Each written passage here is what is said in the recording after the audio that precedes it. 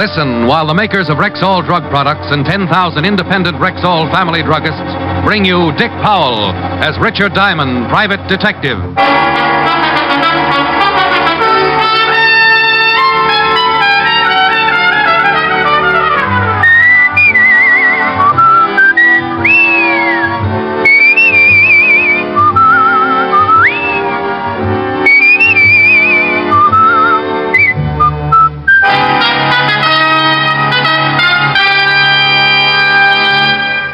Good evening.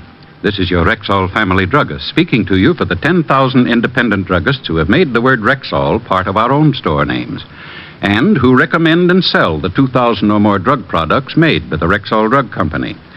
Like Rexall aspirin, for example. There's no faster acting aspirin made than Rexall aspirin. When swallowed with water, Rexall aspirin is ready to go to work for you even before it reaches your stomach. Quality like that is what we family druggists are talking about when we tell you you can depend on any drug product that bears the name Rexall. Good health to all from Rexall. Now, your Rexall family druggist brings you a transcribed half hour with Richard Diamond, private detective, starring Dick Powell.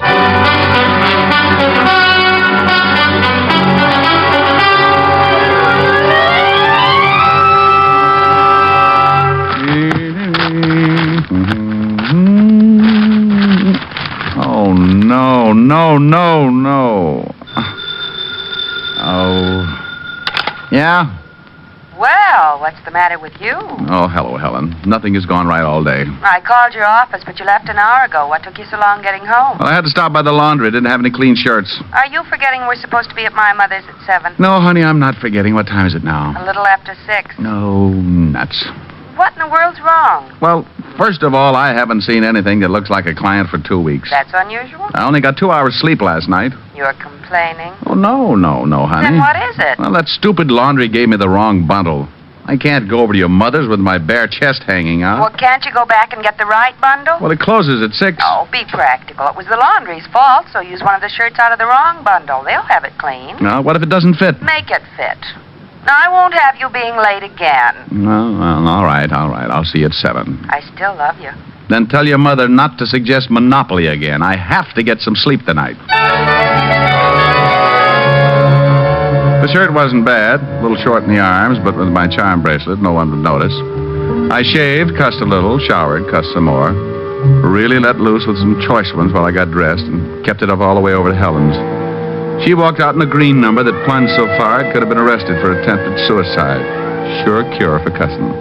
Like it? The guy who went off the Golden Gate didn't have half the drop. Oh, stop perspiring and come on. Helen's mother lived in a 40-room vault on Long Island. We had a wonderful dinner.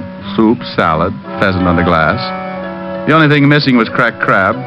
Until Helen's mother suggested Monopoly, then I nearly shelled her and ducked her in the mustard.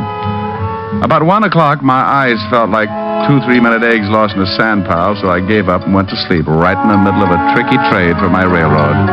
Helen apologized, looked at me hatefully when I suggested a piggyback ride to the car, and by 2 o'clock she dropped me in front of my flat on 53rd. You were horrible. Oh, well, how did I know your mother had the electric company, too? No. I'll talk to you tomorrow. All right. Kiss? You can't even keep your eyes open. This is going to stop me. I do my best work with my eyes closed. No. All right. Honey, are you growing a beard? That's my mink coat. Oh. Night. Good night.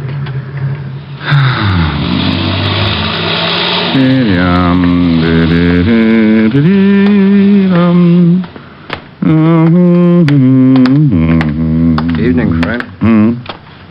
Your name Diamond? Yeah. What do you want? I got some laundry that belongs to you. That's nice. Nothing like getting your laundry at 2 o'clock in the morning. You got mine. We'll stop around about noon tomorrow and we'll swap. I'd like it now, friend. I gotta leave town. Oh, look, I'm a little tired, friend. I want the laundry. Yeah, well, you're dealing with a bad customer. I just traded Pennsylvania Avenue for one lousy railroad.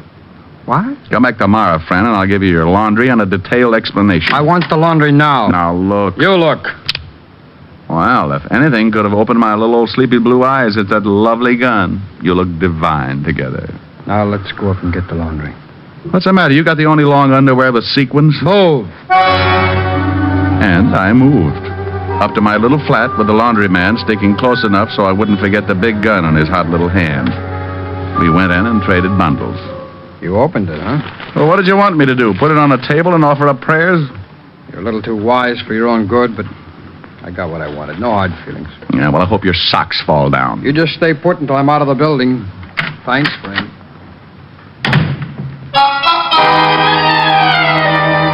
Well, any other time, I might have done something ridiculous, like chasing the guy or calling Walt up and complaining about the inadequacy of ye old police department. But this wasn't any other time. It was after 2 in the morning, and I was tired. Sure, it was unusual to trade laundry at that hour, but I was in no condition to try and figure it out. So I brushed my teeth, left my clothes in a neat pile in the corner, and stumbled into bed.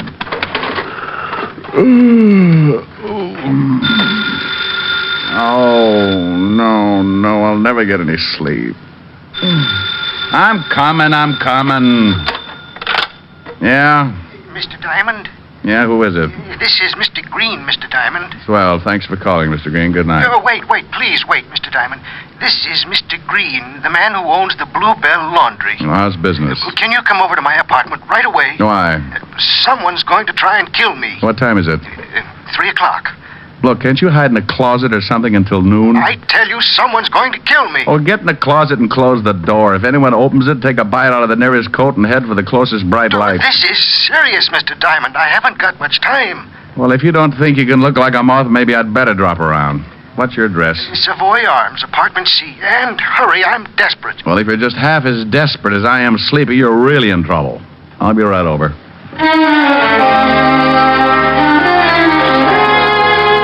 I stumbled back into my clothes and downstairs and a quick walk down to the park where I could grab a cab. Then 10 minutes later, I was knocking at the door of apartment C.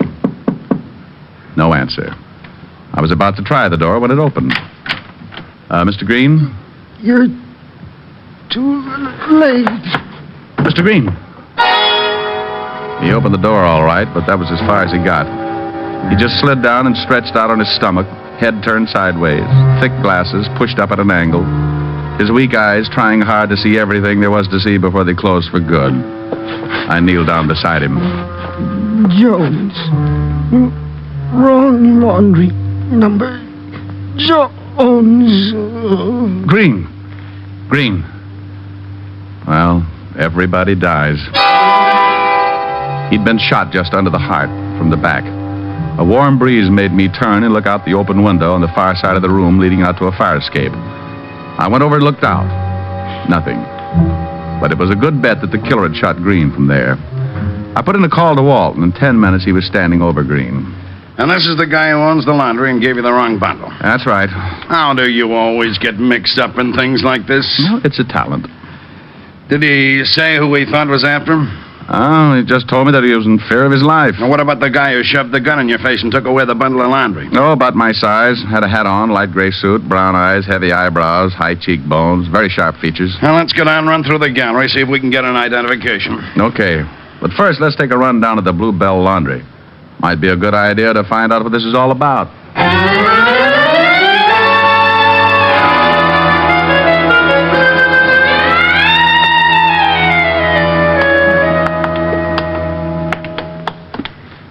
Here it is, Lieutenant. Bluebell Laundry. Oh, he read the sign. If a guy with fangs and a long black cape answers, drive a stake through his heart. Or shoot him with a silver bullet. You keep your suggestions to yourself, Sergeant, or I'll open this door with your head. These keys are in better shape. I tell you, we can't use them. If no one answers, then we got to get a search warrant. Why? Because that's the law. What is? That we got to get a warrant to search the laundry. Well, what do you want to search the laundry for? What do I want to search it for? Because a man's just been killed. Okay, so what? What's that got to do with the laundry? The guy who was killed was the guy who owned the laundry. You told me yourself it had something to do with getting the bundles mixed up and that guy who stuck you up tonight. Okay, but you can't just go busting into a laundry just because of a stupid little old hunch. What do you mean, stupid? You could be wrong, you know. Just because you think you might solve this case, that's no reason for you to go busting into a laundry. Well, why not? The answer to this whole thing might just be in that laundry. Well, you've certainly been right in the past. No, not always. Oh, most of the time, Walt. Just lucky. Well, if you think it's best, here are the keys. You understand. Oh, sure, Walt. Lieutenant. Yeah? Oh, nothing. You stay out here, Sergeant. Well, we're in. I hope the commissioner doesn't hear about it. About what? Breaking and entering. Breaking up. What? Why, you... Fiend? Yes. Walt hopped around for a while until he ran out of steam, and then we went to work and took the laundry apart. The way it stacked up, I had gotten the wrong bundle of laundry. The guy who'd stuck me up in 2 a.m. had gotten mine. So the bundle that I'd gotten by mistake figured to be pretty important. There must have been something else in there besides clean shirts. So, Green, the owner, made a mistake. Oh, but that's kind of hard to do, Walt. You got to have a ticket to get your laundry. Ticket with a number on it? Well, sure. And it should correspond with the numbers on those bins. Hey, wait a minute. Before Green died, he said something about a wrong number and a name. What name? Jones. Now, look, when I brought my laundry in, Green wrote my name and number down in a book. Let's see if we can find that book. Walt took one side of the shop and I took the other. Inside of 10 minutes, we had the book. We turned to the page with deliveries dated for the day before and found my name. Now, here it is. Richard Diamond. Uh-huh. Laundry number 99. That's right. That was the number on the ticket I gave him. Then Green didn't make a mistake. But he'd have to give you the wrong bundle. He couldn't get mixed up with the bins, Mark. Walt, turn that book around. Turn around. Upside down. Ah. Now, if that number was on a ticket and I handed it to you upside down... 66. Yeah. Who's listed under 66? Let's see, it's not on this page. Here. Well, I'll be... John Jones. No address. John Jones. Green had said Jones before he died. Jones had the laundry ticket marked 66. Green had evidently looked at my ticket upside down and given me Jones's bundle. Green couldn't have known anything important was in that bundle or he wouldn't have made the mistake. And then why was he killed? Doesn't figure. Well, if he was just a go-between, it does. He didn't put the important something in the bundle, or he would have just held the bundle until Jones arrived and then given it to him. Then the bundle came wrapped with something in it. Now, look, Walt, you know how these small places work. They send their stuff out to a large laundry and cleaning plant. Yeah, but which one? Hey, I got a shirt on it from that wrong bundle. I bet it's got a laundry mark. Should be on the collar. Let's see. No, let's not strangle me, huh? Let me unbutton a few buttons. Great Scott. Well, go ahead, Grabby. Let's see. Yeah, there's some writing on the collar. Well, read it out and I'll write it down. 86A45L. What kind of a laundry number is that? Find out, and you might have the guy who slipped something in that bundle and was responsible for Green's death.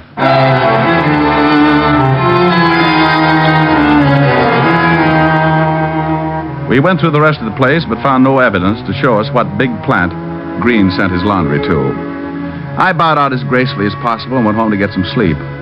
It was 4 a.m. when I stumbled into my flat with just one thought in mind: sleep. And I got it in a hurry.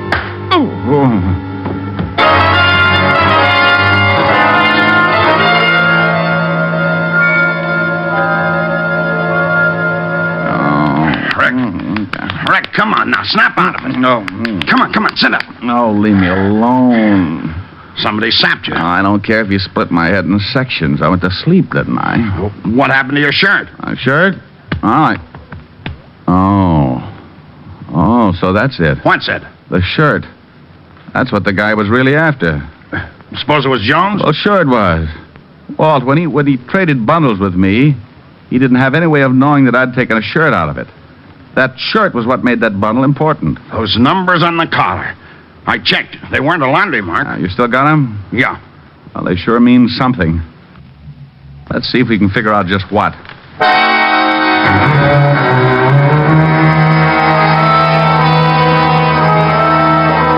I gave Walt a pencil and paper, and we put our two brilliant minds to work trying to figure out the numbers that had been written on the collar of the shirt. Just numbers with two letters, A and L. Easy problem for two brilliant students of criminology. I got it. You have? Let's take the numbers down to the decoding department. Oh, that's what I like. Perseverance, a sharp mind, and nothing's too tough for us.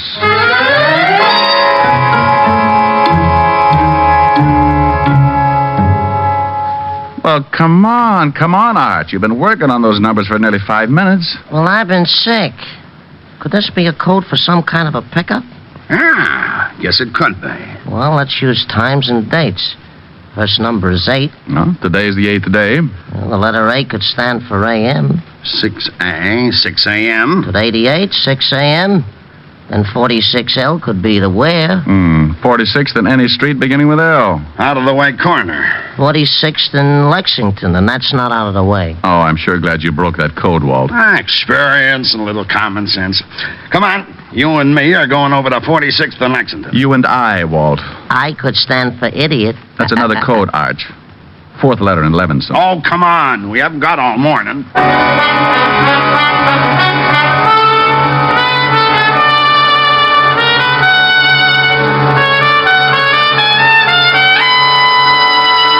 You're listening to Richard Diamond, Private Detective, brought to you by the makers of Rexall Drug Products and your Rexall family druggist. And here he is. Every woman will tell you that the ideal home antiseptic is one that will serve as a mouthwash, gargle, and breath deodorant, all with equal effectiveness. And that's exactly what Rexall MI31 does.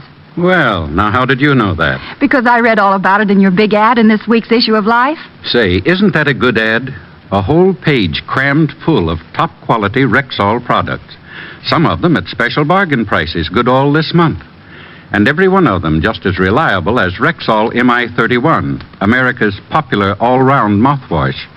What's more, Rexall gives you a full pint of MI31 at the same price as other leading brands of smaller quantity. That's why I've learned to watch for your ads. I learn all about these wonderful money-saving values. And they always remind me of so many things I need, too. Then maybe I'd better tell our listeners that this same full-page ad is appearing in current issues of Collier's, Look, Saturday Evening Post, and Country Gentleman. Check it carefully. And remember, you can depend on any drug product that bears the name Rexall. And now back to tonight's adventure with Richard Diamond, Private Detective, starring Dick Powell.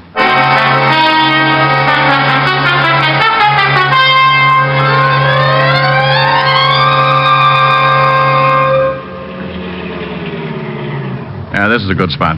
No one on the corner of 46th and Lexington yet. What time is it? 5 minutes to 6. No, I hope we figured this out right. Car 86, car 86. Yeah, that's us. Car 86, Levinson, go ahead. Sergeant Otis wants to speak with you, Lieutenant. Go ahead. Lieutenant, I checked and found out where the Bluebell Laundry sends its cleaning. 2 companies, Monarch and the Superior Cleaning and Dyeing Works. Mr. Ralph Collins owns Monarch, and Mr. Arthur Levin owns Superior. Find out the addresses of the plants and the home addresses of the owners, and then put a stake out at the homes of the owners. Don't pick them up, but stop them if they try to leave. Wilco, Roger, and out. Oh, I'm surprised he didn't get tired of Roger and use McGillicuddy just to be different. Hey, Walt, there's our boy. Huh, Jones? Yeah, across the street on the corner. Same guy who got the bundle from me. Let's go. No one else yet. He's waiting for something. It's about 2 minutes to 6. Yeah. A car pulling up. Jones is going over to it. Get going. Guy in the car gave Jones a package. They spotted us. You get the car, I'll take Jones. Stop! Stop that car! Stop, Jones! Jones! Okay. Car got away, but I put some bullet holes in it. Drop the gun, Jones. Okay. Okay, I'm hurt bad. Don't shoot again. Get me an ambulance, will you? Walt, he's got another bundle with him. I'll get back the car and get the wagon. I think he got me in the stomach. You want to talk? Yeah, okay. What's in the bundle you got from the car? Junk. 100,000 in morphine. How did Green figure? It's just a go-between. He worked for the big boy. Took our money, sent it in with an order for the stuff. Instructions in the collar of one of the shirts. Yeah. You killed Green? Yeah. Who's the big boy? Jones. Jones. The wagon's on its way. He's dead. What was he picking up? Narcotics. Well, Walt, we know the code was put in the laundry bundles at one of the cleaning works. Well, go to both of them and check. Yeah, and you can never tell what else might turn up. We waited until the wagon pulled up and carted Jones off, then we headed across town toward the first of two stops, the Superior Cleaning and Dyeing Works. 7:30 when we pulled up in front and let ourselves in with one of my pass keys. This is the only one we can check quietly. They open at 8, don't they? Yeah, got a half an hour to make a noose for a pretty big operator.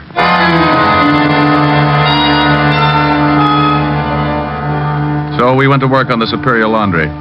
Guys like Jones were caught every day, but the big boys, the ones who dished out the stuff from the top, the big syndicate operators, were tough to catch.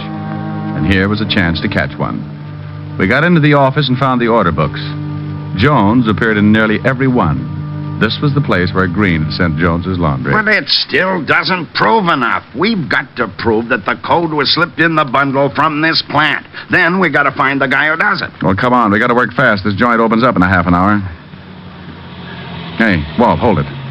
Car pulled up outside. Yeah. I can see it out of the window. Rick, it's the same car that passed the junk to Jones. The one I put the bullets in. Hey, he's coming in. He's coming up here. Get in the other room. Yeah, leave the door open.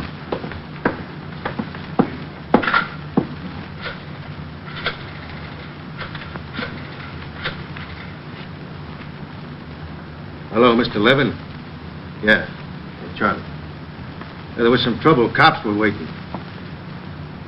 Yeah. I'm down at the place. I got away clean. Jones had the bundle. I'm sorry. Okay. Yeah, I'll blow. Let's take him. Hey! Hold it. He's making a break. Stop! That's you, Conrad! He's got a gun. Blow him up! Well, he's had it. Yeah. Know him? Charlie Usher. Narcotics record. This sure turned into a mess. Yeah. Let's go see Mr. Arthur Levin of Superior Cleaning and find out what kind of cleaning works he's been running.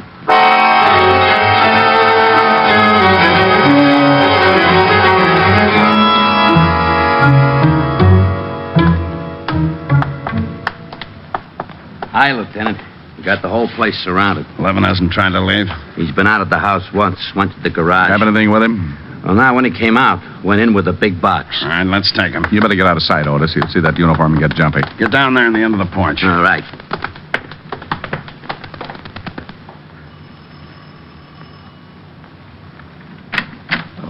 Yes? Police, Mr. Levin, we'd like to talk to you.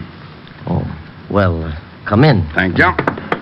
I was just going to my office. Where is your office, Mr. Levin? I own the Superior Cleaning and Dye Works. You do laundry for Mr. Green's Bluebell Laundry? I do work for a lot of laundries. I believe that Mr. Green happens to be one of them. Know a man named Jones? I know more than one Jones. How about a man named Charlie Usher? Charlie... No. No, I don't know him. He called you 20 minutes ago. No, he didn't call me. You're very much mistaken. Now, would you mind telling me what this is all about? How many workers do you have at Superior, Mr. Levin? Well, about 40. Any of them have police records? No, not to my knowledge. And you don't know Charlie Usher? No. No, I told you I do not know him. Well, he had a key to the front door of your laundry. Used your office phone. I can't help that. He called to Mr. Levin. But I have never talked with a man named Charlie Usher. I what was swear in that box you brought in from the garage? Box? Books. Books. I brought some books in. Where are the books, Mr. Levin? Well, I put them in the shelves in the library. What did you do with the box? I burned it. I don't like dirty boxes lying around the house. You went outside and burned it? Yes, in the incinerator. My men said you only came out of the house once, Mr. Levin. Then your men are mistaken. I went out twice, once to get the box, the books, and the second time to burn the box. Look, what right have you got to hide outside my house and watch it like a bunch of burglars? I know my rights. I want to call my lawyer. Oh, sure, Mr. Levin. You go right ahead and call your lawyer. In the meantime, we'll see if anything was burned in the incinerator. It would be burned out by now. That was 20 minutes ago. About the time Charlie Usher called He you. did not call me. I don't even know him. Well, even if you did burn the box 20 minutes ago, Mr. Levin, there'd still be some smoking ashes. And if it wasn't burned in the incinerator, Mr. Levin, we'll take this house apart piece by piece until we find it. I'll go take a look. Wait a minute. Yes, Mr. Levin? Look, I'm not sure. I burned the box. Then you didn't go outside the second time? I don't know. I don't remember. I'm all mixed up. Look, you gotta give me time to think. Well, if you didn't go out the second time, the box is still in the house. Look, please do this. Give me time. What's in the box, Mr. Levin? Books, I told you, books. Where is it? I don't know. Leave me alone now. Now, will you leave me alone? I know my rights. Start taking the house apart. No, please. Where's the box? Please. The box, Mr. Levin, the box. Yeah, where's the box? Under the sink. Where under the sink? There's a sliding panel under the kitchen sink. Narcotics, Mr. Levin? Yes. Oh, I'm ruined. You marked the shirt collars and sent Charlie Usher to deliver the stuff. That's right. I had 10 laundries working for me. Green was one of them. I'm ruined. Oh, relax, Mr. Levin. You can be happy about one thing. Jones and Usher didn't cooperate like you did. And they're both dead.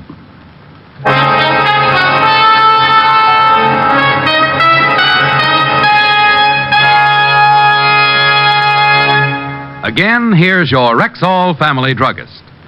If you're often troubled with acid stomach, or if you're looking for a gentle, non-irritating way to achieve regularity, try Rexall Milk of Magnesia.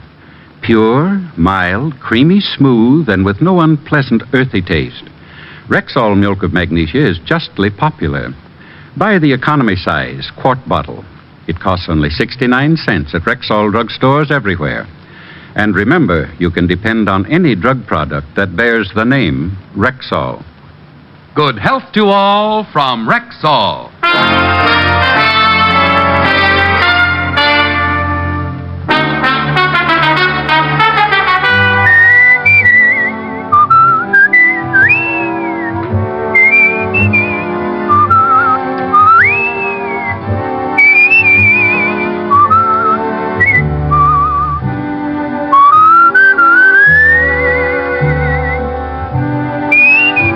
Richard Diamond, Private Detective, stars Dick Powell in the title role and is written by Blake Edwards, with music composed and conducted by Frank Worth. Featured in tonight's cast were Ted DeCorsia, Wilms Herbert, Clayton Post, Sidney Miller, Virginia Gregg, and Stacey Harris.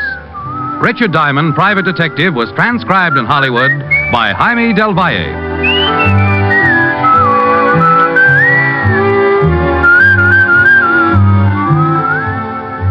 This is Bill Foreman inviting you to be with us next Wednesday at this time when we will again bring you Dick Powell as Richard Diamond, Private Detective.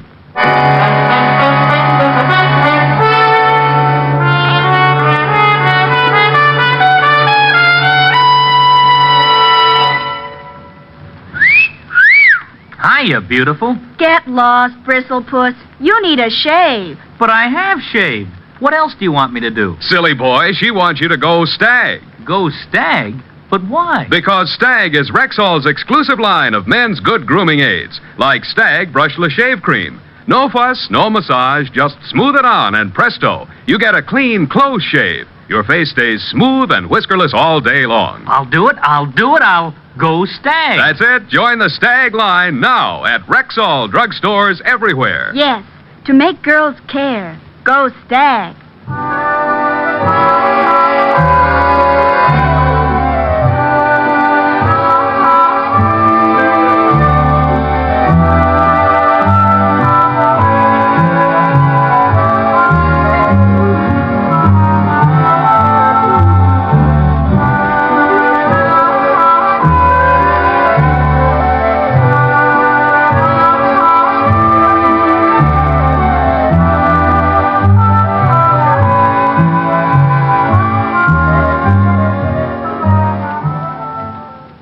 Three chimes mean good times on NBC.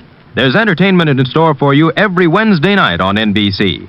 In addition to the action-packed adventures of Richard Diamond, beginning next Wednesday, listen to Mr. and Mrs. Ronald Coleman, returning over most of these stations with their delightful series, The Halls of Ivy.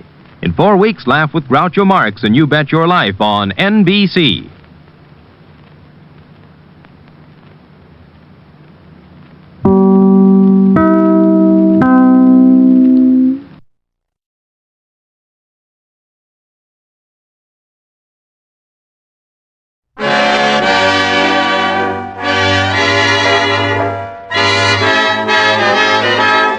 The makers of Camel cigarettes present Dick Powell as Richard Diamond, Private Detective.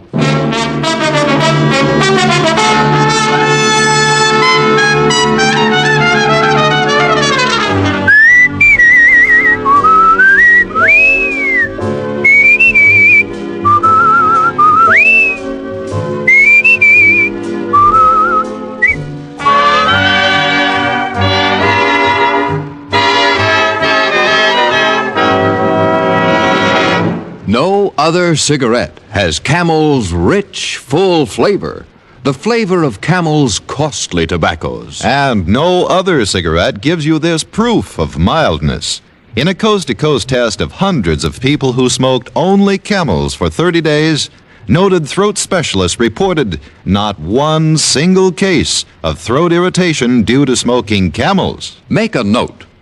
Think of your throat. Try Camels.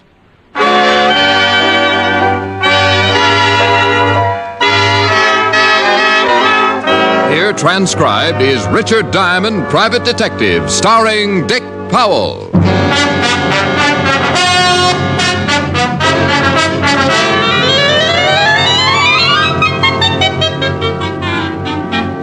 Now, in my business, I run into a lot of people, make a few friends, and a lot of enemies. I remember a few weeks ago when one of those friends walked all the way over from 31st Street to tell me about his trouble and leave me a share of it. His name is Angelino Giuseppe, and he runs a butcher shop. Little guy with a big, broad stomach and a smile to match. I met him when I was on the force. He used to stop in and buy some cold cuts or a pound of bacon. I liked his smile, and I always hung around for one of his bad jokes. But when he came into my office that afternoon, pushing his big stomach in front of him, I spotted trouble right away. The smile was gone. Well, Angelino. Hello, Mr. Diamond. Haven't seen you in a long time. Come stai? Sto male. Yeah, I can tell. Oh, what's the trouble? The pig's knuckles got arthritis? Pig's knuckles? That's better now. That's more like my answer. You always kidding. You make it easy to smile. Yeah. Accetti. Grazie. All right, Angie, let's have it. What's wrong? Well, I'm going to ask you to do something. I can't pay you. We'll talk about it later. You can take it out in a trade. That'll run into a lot of ham hocks, Angelino. But I want to pay you. Well, I can always throw a barbecue. Now, tell me about it. Well, you see, it's like this. I come to you as a sort of a representative from all the other butcher shops, the independent ones. I see. I ain't the only one that's worried, so all the butchers got together last night and decided to do something about it. All of the independent butcher shops? That's right. Every week, a couple of guys come around and collect. Now, if we don't pay, we get our shops bust up, and if that ain't enough, we get our heads busted too. Look, see, I still got 3 stitches right here in the top of my head. Oh, I see. Well, it's a nice job. Doctor must have used a loom. I got this last week when these 2 guys came for the money. I couldn't pay, so one of them hit me with a blackjack. Oh, that's too bad. What about the law, Angelino? That'd give you the right kind of protection. Well, we discussed that at the meeting, but we decided it was too dangerous. We've been warned. If we go to the police, we get hurt bad. Well, we all got families, Mr. Diamond. We can't take the chance. Now, have the 2 men who beat you up been back? No, but they will be. Okay, let's go. Well, we're going someplace? Yep, we are going someplace. You don't know it, Angie, but you just hired yourself a new assistant. I have? You certainly have. Come on, I want you to show me how to carve a lox.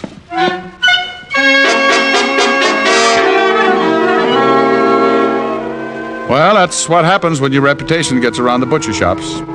I'd been telling Angelino what a great detective I was for the past 10 years, but I should have known he'd never take my word for it, so I had to prove it. We went out, grabbed a cab, and 15 minutes later I was standing behind the butcher shop counter. Angelino handed me a white apron. I don't get it. Why you want to be a butcher? Angie, you want me to get a line on these guys who do the collecting, don't you? Well, sure. Well, I can only think of 2 ways I could watch them and not look suspicious. Make like a butcher, or crawl in with the ground round. Crawl in. Think of what would happen if someone looked down for the price of ground round and caught it staring back at them. It's Callista. That's so funny. Oh, now, come on, Angie. It wasn't that funny. Well, customer. Nothing like learning firsthand. Let me handle the sale. Well, you think you can? Sure. Here she comes. Oh, good morning, Mrs. Hennessy. Oh, good morning, Mr. Angelino. Well, business must be good. I see you have a new butcher. Oh, yes. This Mr. Hangtooth. Mr. Hangtooth. Hangtooth? Good morning, Mrs. Hennessy. Something I can do for you? Oh, yes. How much is the lamb shoulder today? Which one? What? Look, maybe you better let me... relax, Angie. I'll make it. Which shoulder would you like, Mrs. Hennessy? Is there a difference, young man? Oh, yes. You see, this lamb here is really a ram. A ram? That's right. Hurt his shoulder playing against the Cardinals last season. We're also selling his shoulder pads at 21 cents a pound. Mr. Angelino. You'll find him hanging in the back with the spare ribs. Now, Mrs. Hennessy, if you can tell me which shoulder you want, I'll wrap it up and send it off tackle between the liver and the... Well, I never... Of course you haven't. That's the trouble with you people. Here's a nice little ram that played his heart out. And... Oh, by the way, the heart is special today, 11 cents a pound. Angie. She's gone, huh? Like laundry in a tornado. But what do you want to do that for, Mr. Diamond? She was one of my best customers. I wanted to get her out of here, and I wanted to get her out in a hurry. Just as she came in, I spotted two guys heading this way. When they saw her, they backed off. Look, they're standing across the street right now. Where? Right over there. You see them? In front of the drugstore. Yeah, that's them. It is? They're the ones that hit me. They're the ones that come around collecting. Well, they're coming again. You better duck. I'll take care of it. Well, listen, please, you be careful. They're pretty rough monkeys. Go on, Angie, and beat it. They're almost here. All right. I'll be in the back. Okay. How mile can a cigarette be? Make the camel 30-day test and you... Well, good morning, gentlemen. What can I do for you? Hey, where's Angelino? Oh, well, he's out buying some old buffalo. I'm the new assistant. Buffalo? Shut up. Well, tell me, new assistant, when'll they be back? Well, it's hard to say, gentlemen. These buffalo are in Wyoming. Oh, yeah? Carl, I think this guy's trying to be funny. You, my friend, win yourself a lamb chop. How'll you have it, with or without the bloomers? Hey, you know something, Red? I think you're right. Hey, what's your name, laughing boy? Hangtooth. Hangtooth? Oh, I'm going to have more fun with that. Blows everybody. Well, look, Hangtooth, you know who we are? How many guesses? You won't need even one. We're in a hurry. We're collectors. Oh, well, we put all the scraps out and back in a can. You can't miss it. I don't like you. Well, I have a friend. Maybe we could double date. Look, let's stop the clowning. If Angelino didn't tell you about us, it's gonna be too bad for you. We're here for some money. We get every week $25. Yeah, last week Angelino didn't have it, so he accidentally hit his head. We figured that all that blood would make him remember it this week. Well, I'm sorry, friend, but Angie didn't say anything about it. Tell me, what does he pay you boys for? Oh, little things. Protection, mostly. You see, if he paid us last week, he wouldn't have hit his head. You know something? I know a big, fat cop who would just love to hear all about this protection Angie's paying you for. You do, huh? Yeah, I do, huh? Well, look. Seeing as how you're a new boy around here, maybe we ought to tell you first. Why don't you do that? Yeah, let's go in the back. I like it here. I listen better. Oh, you do, huh? Is that all you guys can say? Now get out from behind that counter. I want to explain the thing to you. Yeah, go on, Red. Explain it to Mr. Hagtooth. Hangtooth. You'll have to pardon him. He don't hear so well. How's your hearing, Hangtooth? Depends on what I'm listening to. Well, listen to this real good. Seeing as how you're working for Angelino, you're gonna need protection too. So let's have the $25. I want to know what I'm buying. Oh, sure.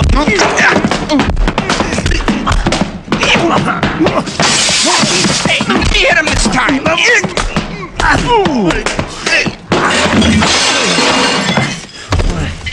Hey, a rough one. Yeah, you're bleeding.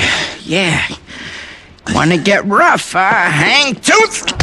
Hey, you're liable to kill him. Yeah. Let him alone. Hey, we better get out of here. Yeah. We'll come back for Angelino later.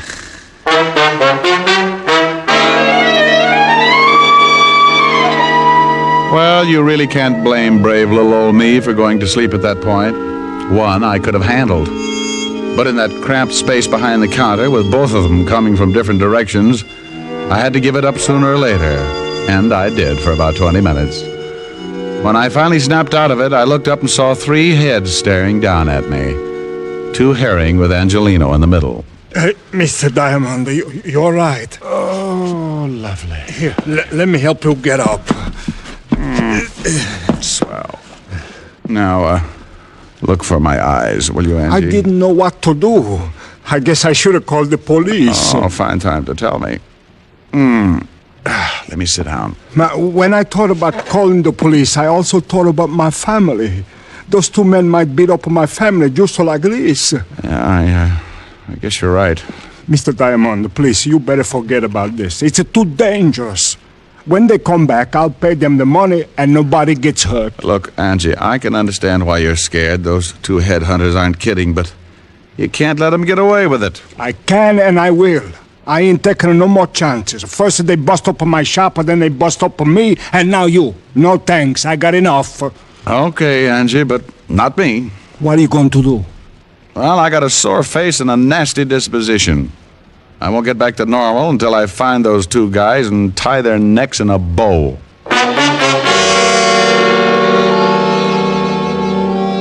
I left Angelino's shop and headed for the 5th Precinct Police Station. I wanted to look up 2 sure bets for the police gallery.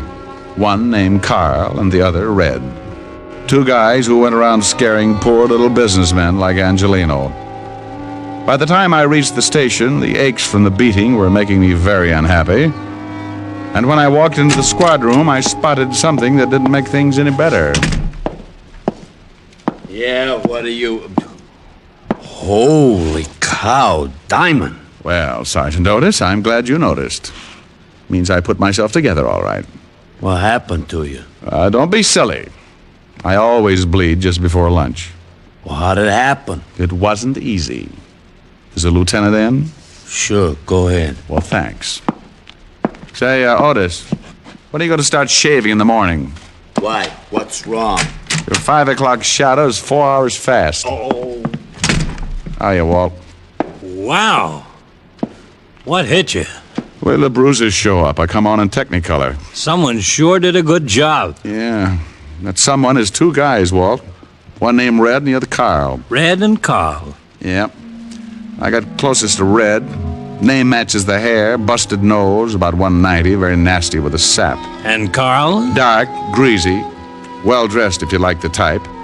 Big boy with a scar under his right eye.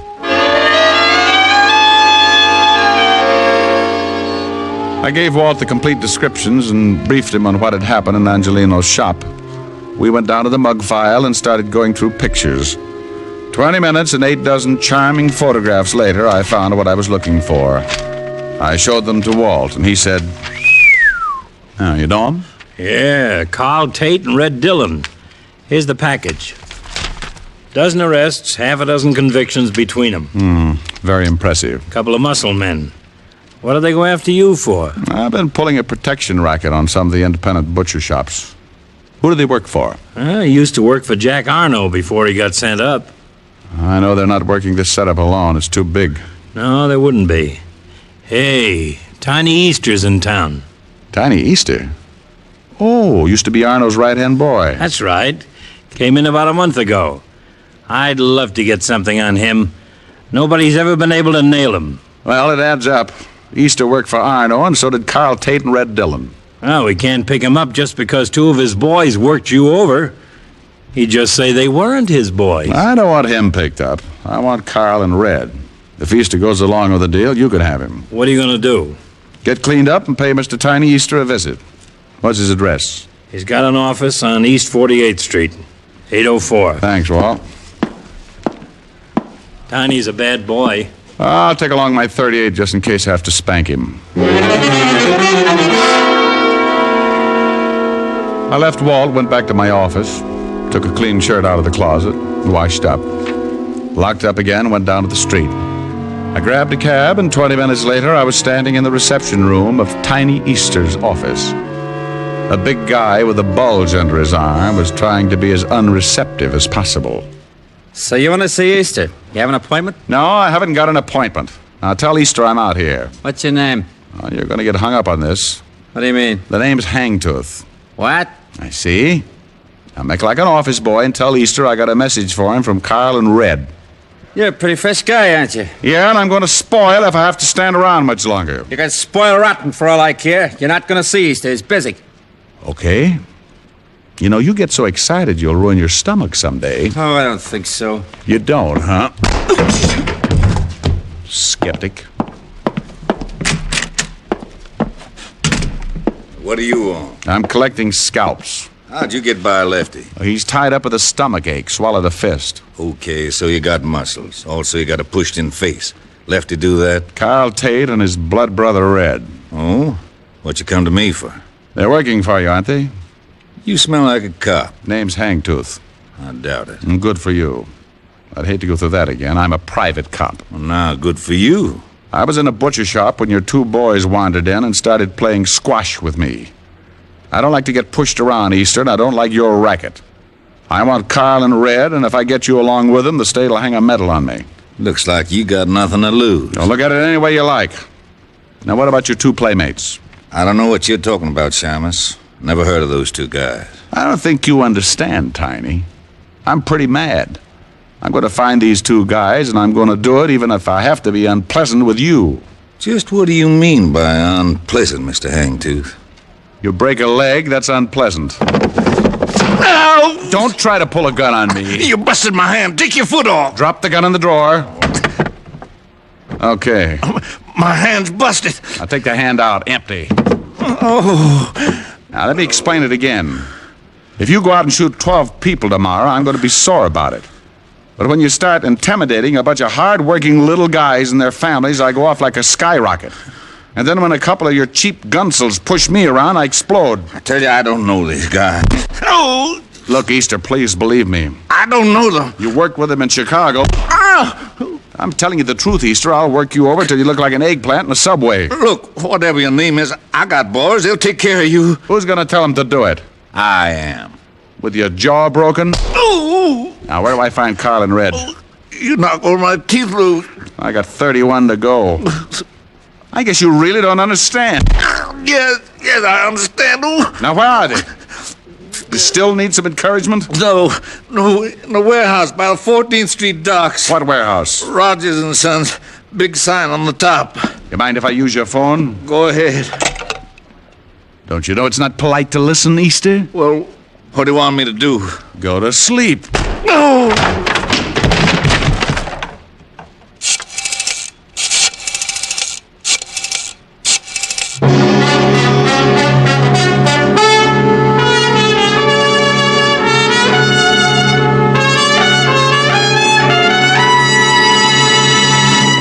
Before we continue with Richard Diamond, here are a few words about smoking enjoyment. More people smoke Camels than any other cigarette. That's right. More people smoke Camels than any other cigarette. Behind Camel's great popularity are the two things that mean steady smoking enjoyment: flavor and mildness. No other cigarette has the rich, full flavor of Camel's costly tobaccos that are properly aged and expertly blended. And no other cigarette gives you this proof of mildness.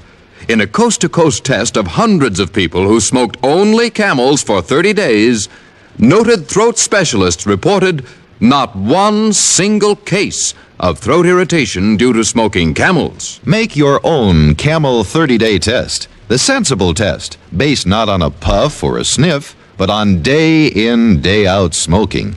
You'll see how flavorful Camels are and how well Camels get along with your throat, pack after pack.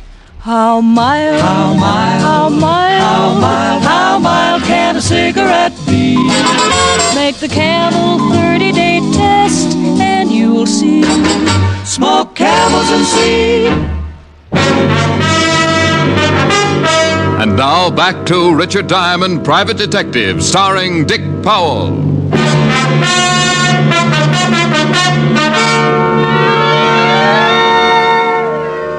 I put in a call to Walt and told him what had happened. He said he'd send a couple of men down to pick up Easter and agreed to meet me at the warehouse.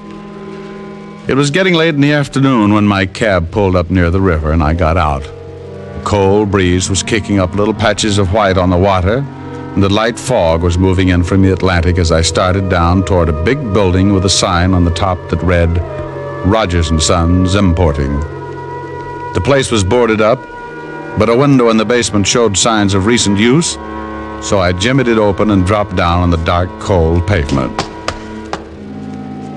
I held my breath and listened. The place was as quiet as a tomb, so I moved across the room until I found a flight of stairs and went up to the main floor. I opened the door and listened again.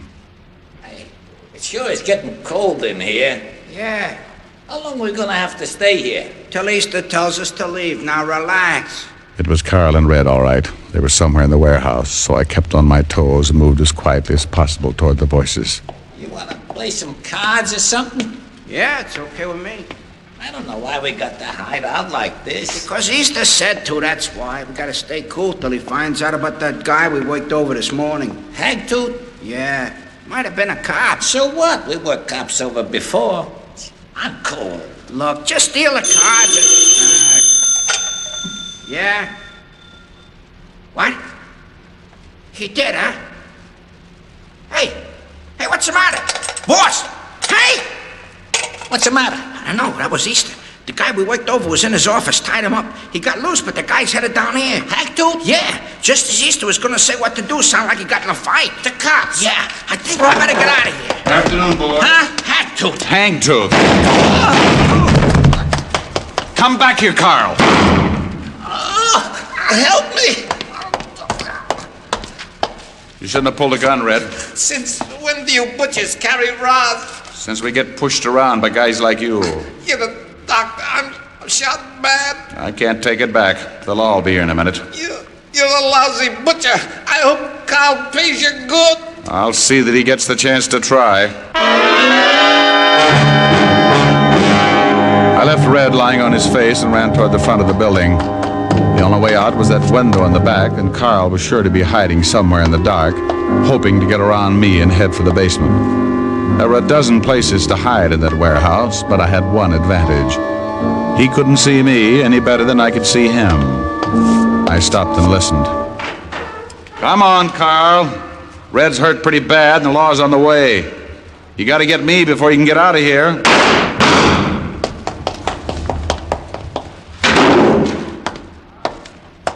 Carl! Come on, Carl, give it up. You're stuck and you know it. Carl! I had his position pretty well spotted. By his gun flashes, I could tell he was edging his way toward another large pile of packing cases. I moved off to my left, still keeping his approximate position in line with my gun barrel. It was my idea to circle him, but something changed my mind. A metal ladder stretched down from the ceiling and led up to a catwalk overhead.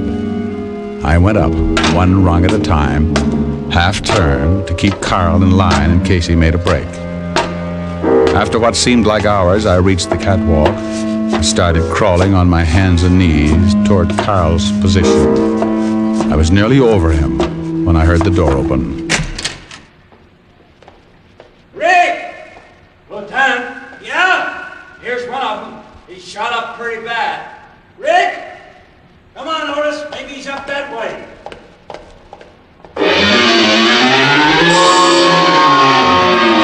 I couldn't answer him, and he was heading right for Carl.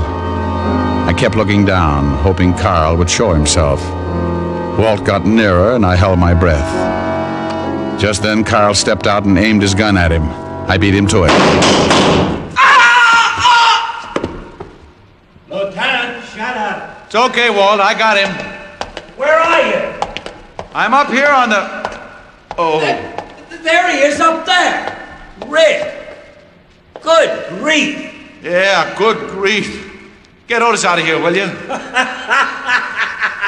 What's so funny, Lieutenant? If you knew Otis, you could rib Diamond for the rest of his life. Yeah? Walt. Come on, tell me what it is. Walt? Okay. Get out of here, Otis. Oh, Lieutenant. You heard him, Otis. Now beat it. Yeah, go on, Otis. Oh, gee, Lieutenant, won't you even... No, he won't. Now you beat it. It's real funny, isn't it? It sure is. I just saved your life and you stand down there and you... Oh. Well, don't look down. Get the fire department. Don't you ever think about these things before you start climbing ladders? Well, it was the only way I could get in a position to shoot. I just didn't think. For a guy who can't stand high places. Walt. Well, it's your own fault. Fault, smalt, get me down. I'm getting dizzy. It's only about 50 feet to the floor. Walt! Great big boy like you. If you don't get the fire department... Okay. Oh, you big fat ox. I hate you.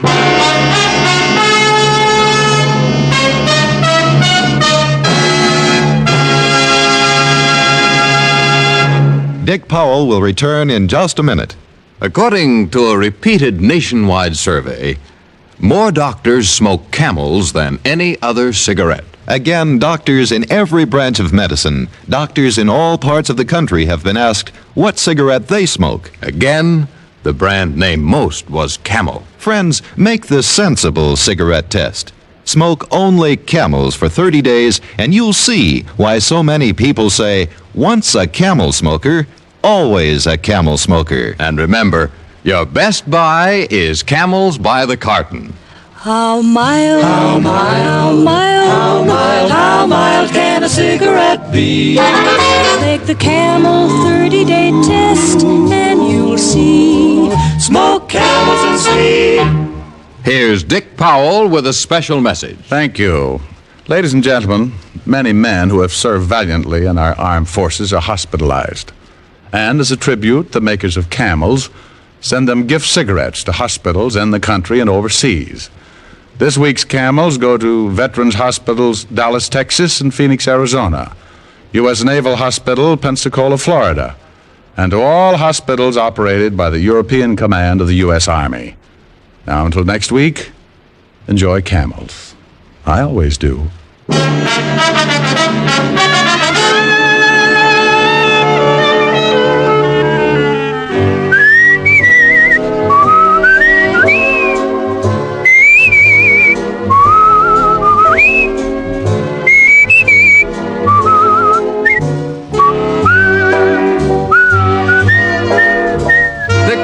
Can now be seen starring in the RKO film Cry Danger. Tonight's adventure of Richard Diamond was written by Blake Edwards with music by Frank Worth. Our director is Helen Mack. Featured in the cast were Virginia Gregg, Wilms Herbert, and Arthur Q. Bryan.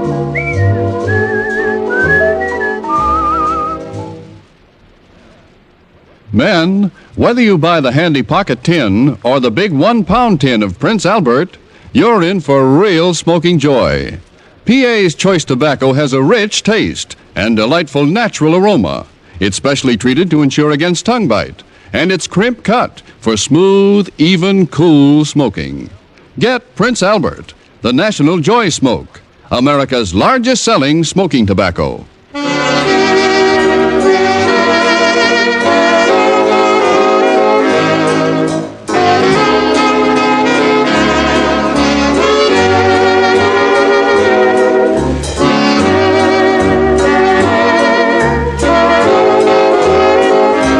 Listen next week for another exciting transcribed adventure of Richard Diamond, starring Dick Powell.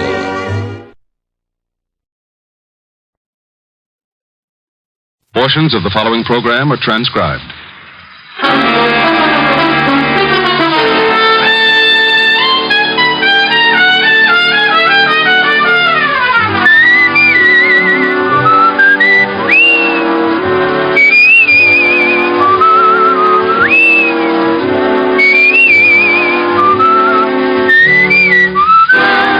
Here is Dick Powell as Richard Diamond, private detective.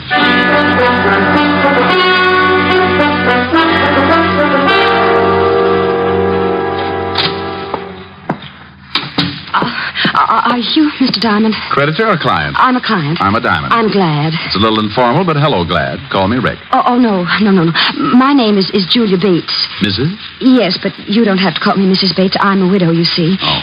In fact, it may help our relationship if you call me Julia. Oh, well, here we go again. All right, Julia, you can call me Rick. The fee's $100 a day in expenses.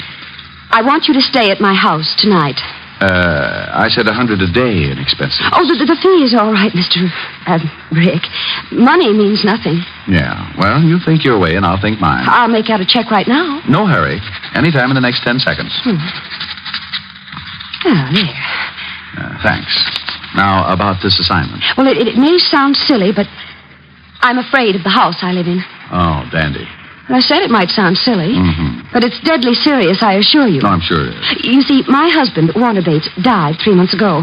He was a very strange man and believed devoutly in many forms of mysticism. Oh, yeah. Well, he built this house as a monument to his beliefs and filled it with secret passages and rooms and steps that lead nowhere. Why not move out? Well, I'll be perfectly honest. It's because of the money. Oh. In his will, Warner stipulated I was to live in the house for a period of 3 months following his death. 3 months is up tomorrow. And it doesn't help that Warner is buried in the basement vault. What's he doing? Watching Benny's money? Well, he had a crypt built in the cellar, and a key, the only key to it, was placed in his coffin. What's supposed to happen tonight? Well, let me tell you the whole story. A month ago, I began to hear the strangest things in the house at night, and I found food half eaten on the kitchen table. Ever try setting traps? Well, the worst shock came when I went to the cellar a few days ago. I found footprints in the dust, naked footprints, leading to and from the crypt. Maybe he had to take a shower. Oh, please let me finish. On his deathbed, Warner swore he'd visit me at the end of the 3rd month, and if he could, take me with him back to the spirit world. Oh, and tonight is the night. Yes. Oh, at first, I didn't think it would get me, but... Oh, I'm scared, really scared. Yeah, well, now look, baby, let's get off this mystic kick. Who inherits if you don't live up to your requirements? Well, that's just it. No one. That is, no person. The money goes to charities and schools. Mr. Anderson, the executor of the estate, says the will is foolproof, legal, and binding. Either I live in the house until noon tomorrow or forfeit the inheritance. So what you wanted me to do is hang around tonight and see that hubby doesn't go death walking. Yes, that's right. You don't have to be there till dark, but, don't be any later than that. Say 6 o'clock? Excuse me. Diamond Detective Agency, freewheeling corpses. Ask the man who kills one. Rick, when are you going to stop those awful slogans? Oh, hello, Helen, baby. Gotta call you back, got a client. Oh, all right. Is she pretty? I don't know. I'm parked behind a curve. What? Forget it. I'll call you back. Bye. Now, Julia, you better go on home. Where's your broom? Broom?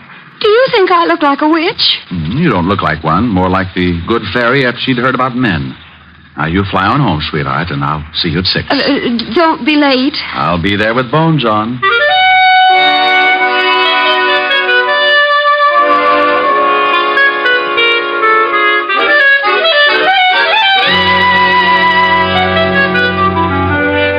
I tried to uncurl my toes and get my mind on business. Thinking of my spooked client didn't seem to help, but it was business. It was getting pretty late in the afternoon, so I put the office to bed for the night, picked up a bite to eat, and went over to the 5th Precinct to keep a coffee date with Lieutenant Levinson. When I walked into the squad room, I spotted Sergeant Otis with his nose in a book. Oh, hello, Otis. What's with the book? Don't tell me you're learning to read. Hello, Shamus. How's tricks? The book, Sergeant. What's the book? What book? Lieutenant's inside. He said for you to go right in when you came. Otis, tell Uncle Richard about the book. Oh, it's just a book. Here, I was trying to improve myself.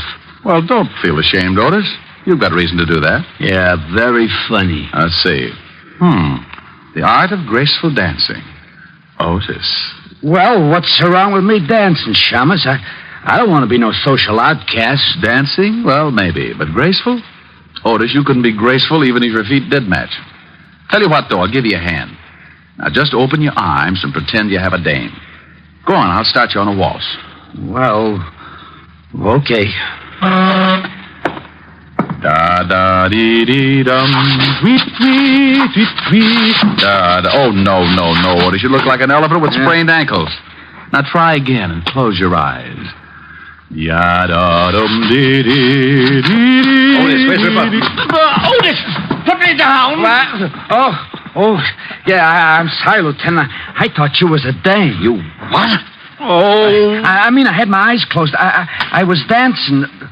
Oh, Lieutenant, the Shamus talked me into it. Rick, would you mind telling me what you were doing? Saving Arthur Murray ulcers. Yeah, well, come on in and get some coffee. And Otis. Yeah? Shut up. Shall I pour? Please do. You know how I like mine, Walt. Yeah, no cream, 12 lumps. Better change that. I would think so. Okay, how many? Make it 14. Your coffee's stronger than mine. It's not so strong, Rick. Here. Thanks. You better wipe that spot off the desk. The varnish is beginning to smoke. Your jokes aren't any better. Gonna stick around for the Hart game tonight? I can't, Walt. I've got a client with a house full of spirits. What? The dead kind. With you on the job, there'll be corpses jumping out of every window. Yeah. Well, if they start, I'll give you a call. I know. Why don't you give up being a detective, Rick? Play postman or something. Walt, you just don't seem to appreciate my favors. I'm getting late. It's nearly 6. It's a peaceful night, Rick. See if you can't keep it that way. Oh, sure, Walt, sure. This is one night you can take it easy. Give me 2 more lumps, please.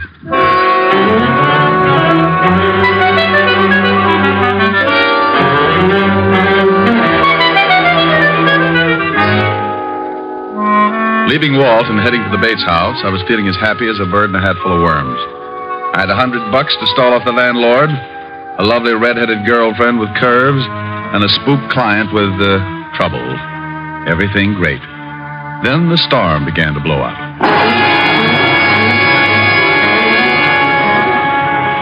It had started to rain when I saw the Bates house on Temple Street. A big, ugly house straight out of a horror story, with gables and shuttered windows. And as if that wasn't enough, I was met at the door by a butler who was a tiny thing, about 7 feet tall and 300 pounds, with a face like the devil with a hangover. Come in. Yeah, I wanted to see Mrs. Bates, of course. You are Mr. Diamond. She left word with you? I need no word. I am the 7th son. Of a what? The 7th son. Of a... Oh, no, this could go on forever. Okay, lead on. The name is Kane. Yeah? How's your brother? What? Forget it. Where's Mrs. Bates? In the drawing room. This way, sir. Cozy little mausoleum. What time do the ghosts come out?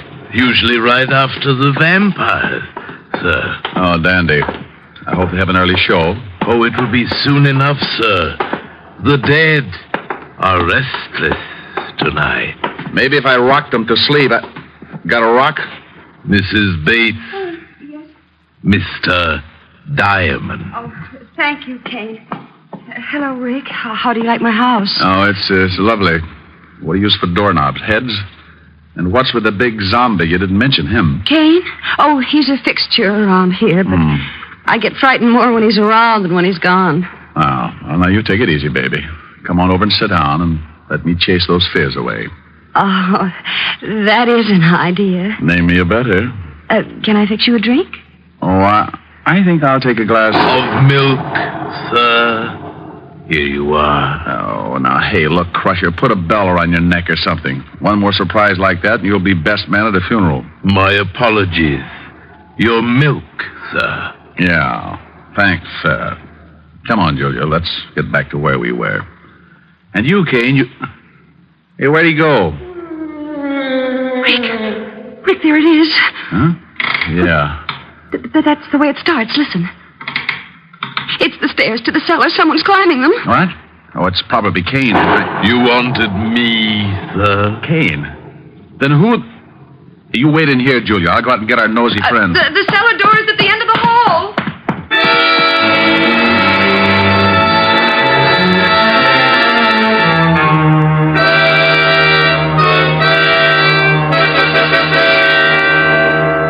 I left Julia looking as nervous as a one-legged man walking a tightrope and took off down the long hall. There was only one door, the one to the cellar, so I opened it and flipped on the switch. I was moving my ankles down the creaking steps when I heard trouble. What the devil? Julia! Julia! Are you hurt? What is it? Rick, over there in the closet. A dead man. Oh, no. There's no dead man in here. Not there. But I saw him, Rick, I swear. There was a man in there. He was all bloody, and there was a big knife in his chest. Oh, but you must have been mistaken. About a corpse, Rick. He was there. I don't see it. Oh, wait a minute. Here on the floor, bloodstains. You see, there was a man in there. This is blood, all right. But where'd the body go? He couldn't have been moved that fast. Unless... Where's Kane? Right here, Mr. Diamond. But I did not move the dead one. No? Where were you just now when Julia screamed? Having tea with a vampire? No, I was in the kitchen, sir. Do not be mystified, Mr. Diamond. Accept the fact that you are in a house controlled by the other world. There's been a murder, Kane, and that brings it into this world. Who are you calling? A real-life cop who likes to know about dead bodies kicking around. Lieutenant Levinson, homicide. Walt, Rick. Oh, no. I know that tone. Where's the body? I wish I knew. Come on over to 209 East Temple Street. Wait. What do you mean you wish you knew? Is there a body there? Well, it's here someplace. Now, don't argue. Get over here. Wait. And hurry. Now, Kane, you can go back to the kitchen, but stay there. Don't roam around. As you wish, sir. And now, Julia, baby, we're going to do some investigating. Investigating? That's right. I got to begin to see what's in that vault downstairs. And this time, I'm taking you with me. But, Rick, it's locked. I hope so, but I'm not making book. You mean you think it may actually have been Warner come back from the dead? And kill that man, I mean? Right now, I don't know what to think. I wouldn't be surprised to run into Dracula sitting on top of the Wolfman. Here's the basement. Hey, who turned out the light? I know I turned it on before. Yeah, that's better. Come on. Oh, Rick, it's cold down here. Oh, hurry, Rick. I'm getting scared. Yeah, I don't like the feel of it myself, but I want to check this vault. See the footprints there in the dust? I see them, but I don't believe them, not yet. Yeah, I'll try the door of the vault. Why, it's unlocked. Yeah, look what's inside. The coffin is empty. It's empty, all right, and it's open. Well, are you going inside? No. I think I'll stay out here. The light! Rick, who put out the light? It wasn't Edison, baby. We got company. I told you I'd come back for you. Warner? Hey, what is this? I am dead. Oh. You know who I am, don't you, Julia? Yes. Huh? Yes, I know it's you, Warner. I'm coming for you tonight, Julia. I will appear at 9 o'clock. I'd better set my watch. Be prepared to meet me, Julia, at 9 o'clock. No, Warner, no. Take it easy, baby. Rick, you down there? Oh, hallelujah. Yeah, Walt, turn on the lights. Sure. There, they're on. Rick, what are you doing there? Oh, a blonde. I should have known. Well, do come upstairs and join me. We're coming, Walt. Now, what is this all about, Rick? Wait. In a minute, Walt. Otis, help Mrs. Bates into the living room. She's pretty shaken up. Sure, Shamus. Come on, lady. Now, what is all this about, Rick? Now, come on back downstairs with me, Walt, and get your gun out. Somewhere in this cellar is a dead man with a lousy sense of humor.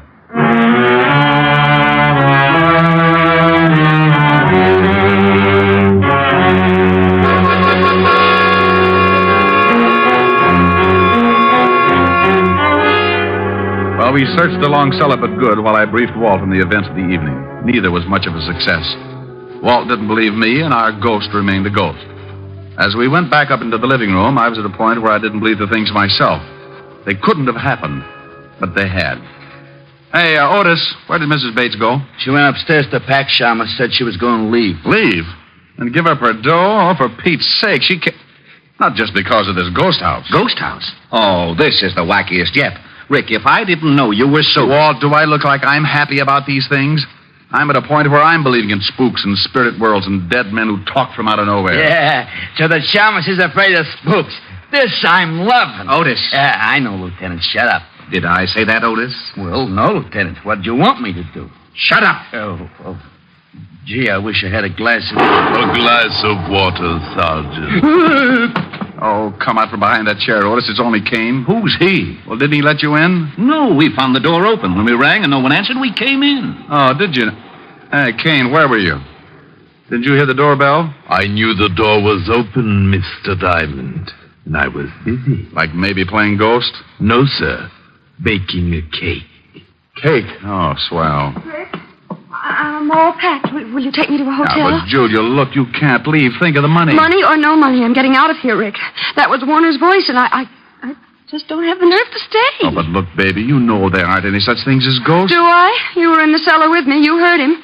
And did you find anybody down there afterwards? Well, no, but... Just a minute, Mrs. Bates. You saw a murdered man earlier this evening, didn't you? You know I did, in that closet. Yeah, well, until I find out who he is and who killed him, you don't leave this house. But Warner... I'm sorry, Julia. We'll protect you, but you can't leave. Otis, take Mrs. Bates into the library and make her comfortable. Hey, Yellowton, come on, Mrs. Bates. Well... Now, Rick, enough is enough. How could there have been a body in that closet one minute and not the next? Where did it go and why? Well, how the devil should I know? She saw it, screamed, I ran back, opened the closet, and it was gone. Oh, great. Now, come on. I want a better look at that closet. Well, looks all right. Wonder how it sounds. Use your gun butt on the walls. Yeah.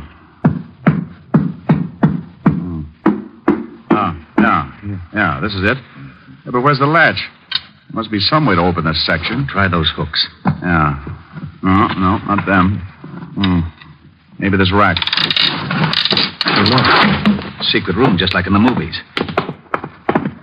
Oh, there he is. Yeah. We found the corpse, Walt. And how he disappeared so fast. Oh, some mess. Blood all over him. Walt, hey, this is no corpse. What? Oh, now, don't start that. No? Well, look at it closer, Walt. It's a dummy. Well, it is. A wax dummy with blood smeared on it. No wonder I wasn't meant to see it. Oh, this is it. I'm getting out of this crazy house. Corpses that talk, corpses that aren't corpses. I've had enough. This is just plain ridiculous. Now, wait, Walt. Someone planted this dummy, and someone is trying to scare Mrs. Bates out of this house. That same someone is in this house right now, and if he isn't stopped, it may mean her murder.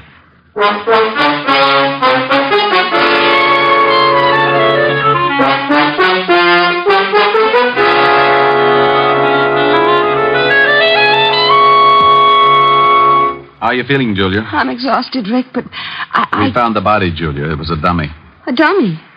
Well, then there wasn't any murdered man? No, this whole thing is a bluff, even that voice in the cellar. Oh, no, that couldn't be. That was Warner's voice, Rick. I know it was. And he's not in his coffin. I know, baby, and I think that's all phony, too. Now, tell me, who knew of that only key in the coffin business? Well, just myself. And Mr. Anderson. Anderson? Oh, that's right. You remember, he was Warner's lawyer. Oh, yeah. How about Kane? Did he know of the key? Well, I don't know, Rick. He may have. Warner confided in him a great deal. Rick, this isn't getting us any place. Come with me. Otis, you stay with Mrs. Bates. Yellowton. All right, Walt. What are we going to do, grill the dummy? Go ahead. Be funny. But I want to search this whole house. Oh, Walt, this place is a nut house full of secret rooms and hocus pocus. It'll take 2 maps and a Ouija board to get around in it. Well, I'm going to get around in it, and up these stairs is as good a place as any to start. Oh! Hello, Walt. Oh, stairs that lead to a blank wall. Rick, that's too much. Now, would you stop playing games? Playing games, he says. Oh, where is my bicarbonate? Here you are, Lieutenant. Sorry to be late. Where's the thunder, Kane? You're Mr. Q. Will there be anything else, sir? I don't see how, sir. Not unless Frankenstein drops in for a game of jacks. I doubt if he will. Tonight it's at his house, so I'll be on hand if you need anything. We won't. Go on back to your embalming. Come on, Walt. You feeling okay? Oh, I'll never feel okay again. Rick, I've stood for your getting me mixed up in some crazy cases, but this night I'll never forget. Oh, don't quit on me now, Walt. We still have to find that spook and keep Julia from being killed. How? Please, tell me how. Look, he said he was going to appear at 9 o'clock tonight to take her to the spirit world with him. Yeah, well, I'll get a squad down here to see that he doesn't. No, Walt, wait. He'll never show up if we're all hanging around, right? Well, yeah. And the only way we can catch the ghost is for him to show up, right? Yeah, go on. So what do we do? So we pretend to leave, make a big fuss about giving the whole thing up. Then we sneak back in and hide. We wait and see if he shows up, and when he said he would, and if he does, we nab him.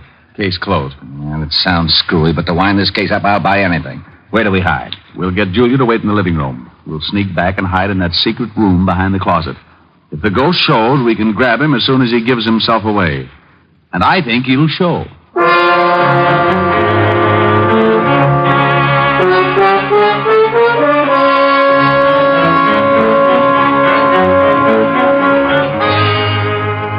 After getting Julia to agree to the idea, Walt, Otis, and I made a big thing about leaving the house.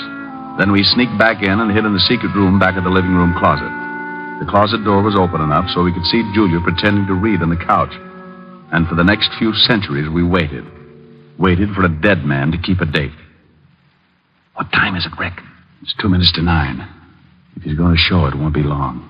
Hey, you think a dead man really can come back to life? If you don't shut up, Otis, I'll give you a personal chance to try.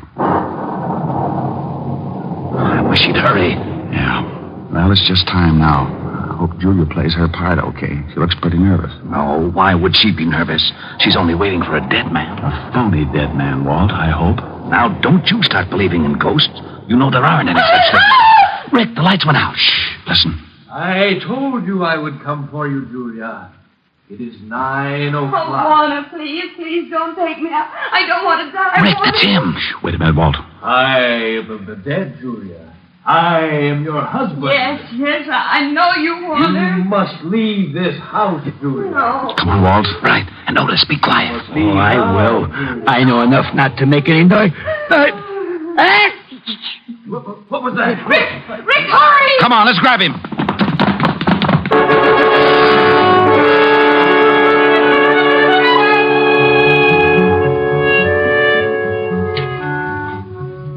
We all took off after the ghost. It led us on the screwiest chase yet, in and out of the secret passages, upstairs, and then back downstairs again. Trying to lay hands on him was like trying to swat a fly by the piece of string. He finally made a break for the outside door. Then, not to be outdone, I made like a big athlete. Hey, that was a pretty nifty tackle, Diamond. Rick, you okay? Yeah. As soon as I get this hood off, I'm going to have a few words with this spook. There. He's out cold. Otis, bring Mrs. Bates in here. Oh, okay. Come on, you. Wake up. Who is he? I don't know. Come on, wake up. Before I make a real ghost out of you. Okay, don't hit me anymore, please. Here she is, Lieutenant. Mrs. Bates, do you know who this man is? Why, it's Warner's lawyer, Mr. Anderson, the executor of the estate. Sure, baby, had to be. All right, Buster, what's the story? Oh, all right. It was the money. If I could get Julia to break the will, I had a dummy charity set up so I could get the estate. He's all yours, Walt. Wrap him up. It'll be a pleasure. Otis, put the cuffs on him. Take him out of here. Yeah, Lieutenant. Come on, Spooky. Well, that takes care of that. Hey, what about Kane? He must have known about all this. Of course I knew, Lieutenant, but I did not wish to intrude. Those who interfere with the dead pay their own penalty. Lose their haunting license? Nothing. Oh, sir, my cake is done. Would you like some? It's devil's food. No thanks. I'll skip it. With nuts? Julia, walk me to the door. Well, of course, Rick. I'll leave you with Kane, Walt. Tell him a ghost story. Feeling all right, baby? Oh, yes, much better. I'm fine now that I know there's nothing to be afraid of. Tomorrow I'll be moving into an apartment. Will you come and see me? We have things to talk over. Like what, honey? Like sharing a mood. You know. Just the two of us.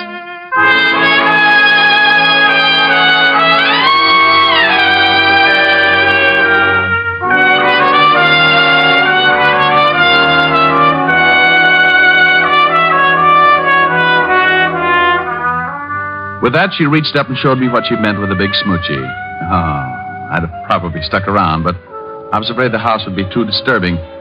I wouldn't have minded having to get up to chase the bats out of the room, but with Kane showing up every time I wanted something, well, that could have led to complications.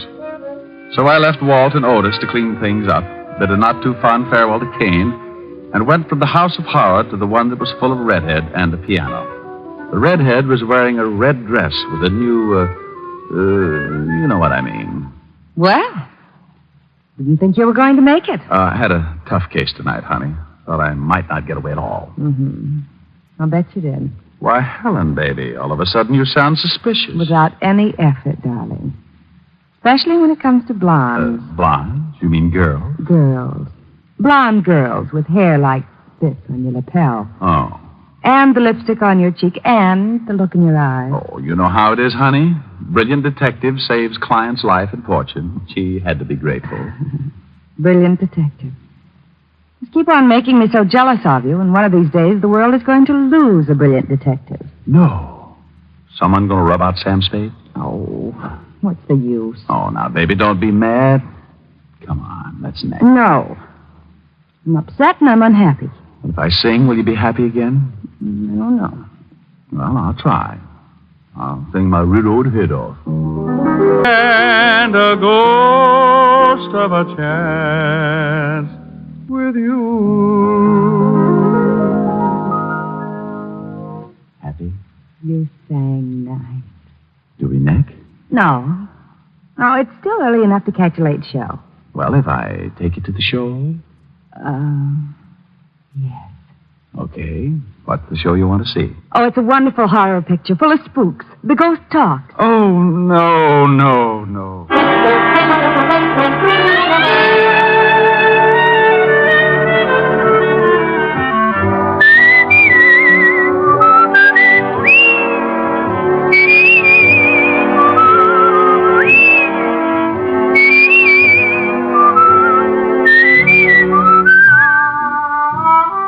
You have just heard Richard Diamond, Private Detective, starring Dick Powell.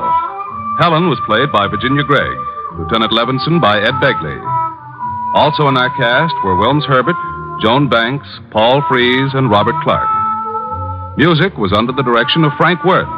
Portions were transcribed. Tonight's story was written by Herb Purdom and edited and directed by Blake Edwards.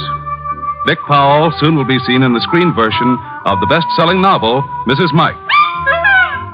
Now, this is Tal Avery, inviting you to be with us again at the same time next week when we will again bring you Dick Powell as Richard Diamond, Private Detective.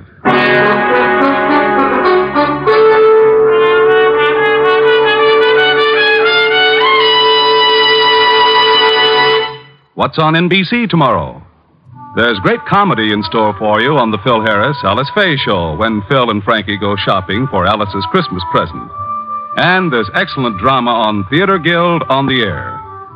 Tomorrow, Richard Conte, Diana Lynn, and Shirley Booth will be starred in the Pulitzer Prize-winning play Street Scene on Theater Guild on the Air.